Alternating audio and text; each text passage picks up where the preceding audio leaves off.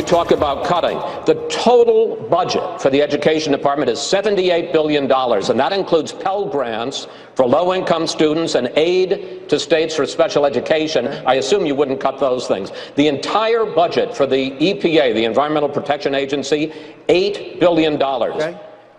The deficit this year is $544 billion. That's more than $500 billion. Your numbers don't add up, sir. During last night's GOP debate, the Fox News moderators offered aggressive interrogation into Donald Trump's business practices and his evolving positions.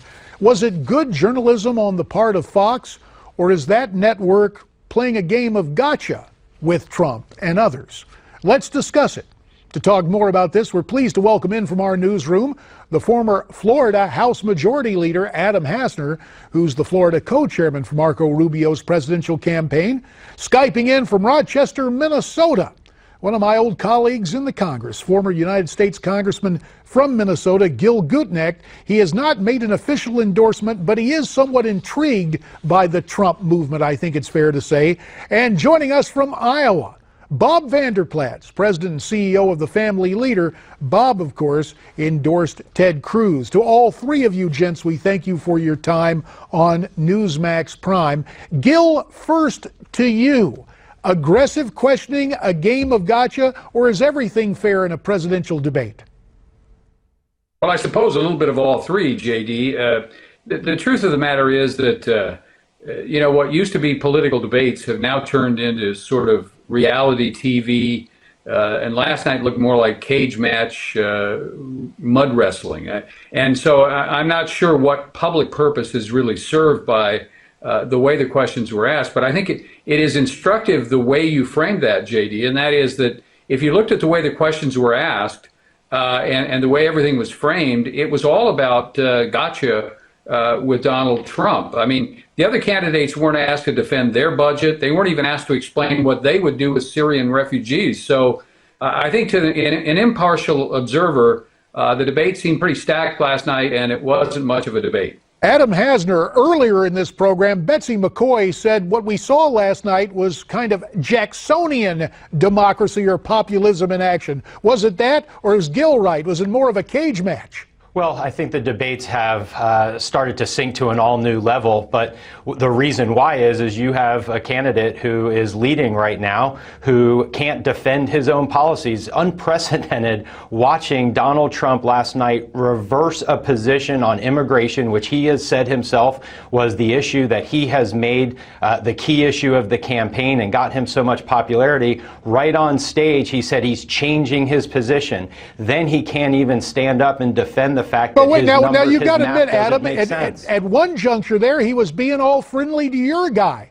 Let him take a pass on the Gang of Eight, so it kind of cuts both ways. It's not an issue of being friendly or not. It's It's a point of whether or not he understands the issues. He doesn't have any grasp of foreign policy. He hasn't been able to articulate a plan for any of the major issues that are facing our country, whereas Marco Rubio has laid out all of these plans on his website. Let me let Bob get in on this. And Adam, echoing Marco's aggressive stance in last night's debate. Bob, your take on last night and your guy, Ted Cruz. I thought it was a great debate. Matter of fact, I don't say this all the time, JD. You've had me on plenty of times to know that I just don't give a lot of kudos where kudos aren't deserved. But I thought the Fox News moderators actually did a good job. They pushed the candidates. Now, you have a couple of candidates who want to make it a cage match, but I think what you saw of Ted Cruz last night, he gave clear policy decisions and defenses. He looked presidential. He refused to get into the cage match. I think what people saw last night, there's a clear choice against Donald Trump to trump Trump, so to speak, and that's Ted Cruz. If you want somebody who's presidential, who's got clear and concise vision on policy, Ted Cruz would be your guy. All right, we can see that we're getting three very different opinions, and we appreciate that. That's why we have these three gentlemen with us. We're going to ask you to stay put, guys. We'll bring you back after the break, and we want you to stay put, too, as we continue the discussion. Meantime, if you've got something to say to us, send me your comments at newsmaxtv.com/comments. More discussion about last night's debate coming up.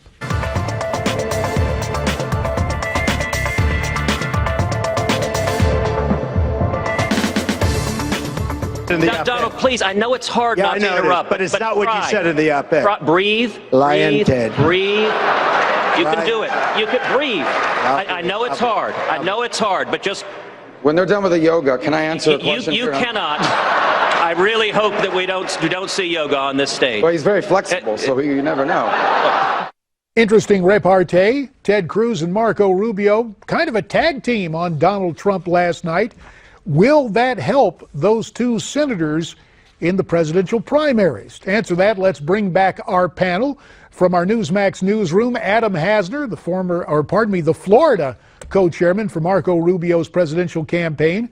From Rochester, Minnesota, screen right, my old colleague, Gil Gutknecht. And from Iowa, Bob Vander Plaats, who is president and CEO of the Family Leader. Adam, first to you. I thought, Marco is very telegenic and pretty clever with the lines, but there's been some criticism that he's gone after Donald so tough that it's hurt him. Your analysis. Well, I don't think it's hurt him. I think Marco understands that he's the underdog in this race, and it's a role that he relishes. I think everyone in Florida remembers back in 2010 when he ran against Charlie Crist, who was then the incumbent governor for U.S. Senate, and he exposed Charlie Crist for being the emperor with no clothes. And I think what he's been able to do is expose Donald Trump for being the emperor who, as I say, makes his clothes in China. And I think this is right now a time for Marco to be able to take his case in exposing Trump for Trump University, exposing him for flip-flopping on issues, exposing him for being a con artist. And I think the more people find out about Trump, he's less appealing. And I think what Marco has been able to do is open that up and then at the same time be able to present his case for the next generation. Bob Vander Plaats, your candidate, Ted Cruz, likewise going after Donald, but a little different approach. Compare and contrast where Mr. Cruz differs with Mr. Rubio in his approach. Well, I think what Ted Cruz wants to do in his approach and contrasting with Donald Trump is just completely on policy, on issues, and on vision. He's showing that he has a great depth on the policy issues and vision. He's showing that, as Adam just said, Donald Trump doesn't know what he's talking about. Trump has been a great unifier of the Republican Party. He's got Romney, he's got Lindsey Graham, he's got John McCain, going along with Rush Limbaugh, Steve Deace, and many other conservatives saying they're never going to go for Donald Trump. That's a huge issue in our party. And I think what Ted Cruz said, listen, I'm the adult in the room. I'm a serious candidate with serious issues who can take on Hillary Clinton. Last night was a great debate. I believe it was a defining debate in this race that's going to see the break go towards Cruz to take down Trump. It's interesting you say that, although the adult in the room phrase may apply to another candidate we'll discuss in just a second. Gil Gutknecht. The fact that Trump seems to be at the epicenter of all of this, Dick Morris took note of that last night. Is this a Trump-centric campaign? Like him or loathe him, he's dominating everything.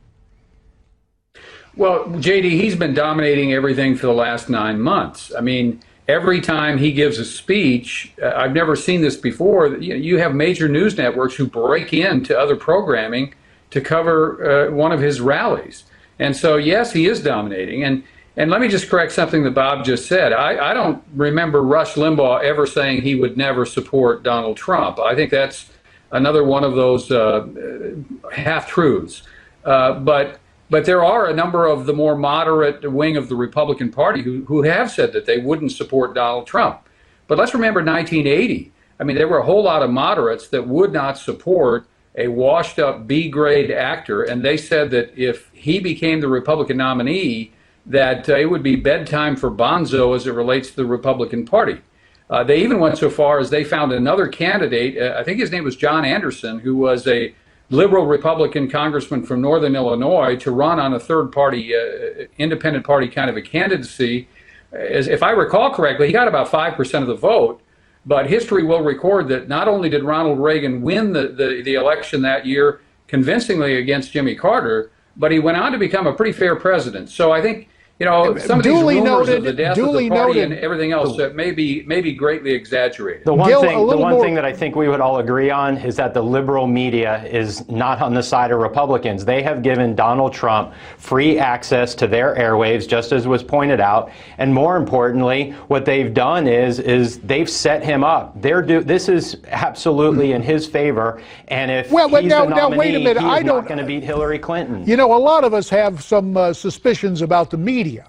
But Trump builds numbers. And to be fair about it, your guy is very telegenic. So, and Ted Cruz is well spoken. So I think all three of them are eliciting some interest. There was interest after the debate in another guy who was on the stage, a guy who spent some time in Congress with Gil and I. Let's look and listen at John Kasich. There's one person on this stage and one person who's been a candidate for president in either party that restored economic strength, growth, a balanced budget, paid down debt, cut taxes, the things that people in this country want.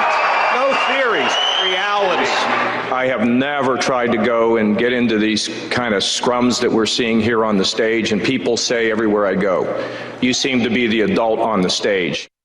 Bob Vander Plaats, last word to you. With the dynamic of three guys going back and forth and Kasich there just to answer the questions, does it help Kasich? Does it give him a real chance to win in Ohio? About 20 seconds, Bob. Well, maybe he can win in Ohio, but the fact is he has no mathematical process to get to the nomination. So therefore, that's why you need to unite around the one guy who can stop Donald Trump, and that's Ted Cruz. What I hear about John Kasich all the time is that he'd be a great vice presidential candidate. People still aren't looking at him as a president. They're looking at him as maybe a VP, which says now you need to unite. Let's stop Trump. Let's beat Hillary Clinton.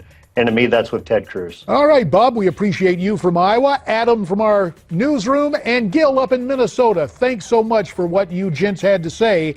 There's more right after this.